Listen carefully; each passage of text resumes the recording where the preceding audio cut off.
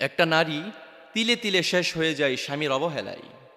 একটা বৃদ্ধ নারী যদি স্বামীর কাছে আদর যত্ন পায়, ভালোবাসা পায়, দেখা যায় বৃদ্ধ নারীটা পর্যন্ত যুবতী হয়ে যায়। ভালোবাসা এমন একটি জিনিস। আর দেখা যায় একটি যুবতী নারী যদি স্বামীর কাছে অবহেলা পায়, অবহেলা পেতে পেতে যুবতী নারীটার চুল পাকতে দেরি হয় না, চুল পেকে যায়, চামড়াগুলো কুঁচকে যায়।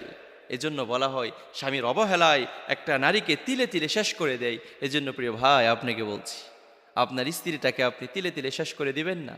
আপনার স্ত্রীকে আপনি মানসিকভাবে শান্তি দেওয়ার চেষ্টা করবেন, মানসিকভাবে কষ্ট দিবেন না। মানসিকভাবে যদি কষ্ট দেন, আপনার স্ত্রী তিলে তিলে শেষ হয়ে যাবে। আর কাল কিয়ামতের কঠিন বিভীষিকাময় আল্লাহ তাআলার কাঠগড়ায় কিন্তু আপনাকে দাঁড়াতে হবে। আপনি আপনার স্ত্রীর হক নষ্ট করছেন, কাল কিয়ামতের কঠিন বিভীষিকাময় সময় কাবার মালিক আপনাকে কিন্তু ছাড় দিবে না। আপনার এই ভুলটির কারণে হয়তো আল্লাহ সুবহানাহু ওয়া তাআলা আপনাকে জাহান্নামের আসামি বানিয়ে জাহান্নামে দাখিল করতে পারে।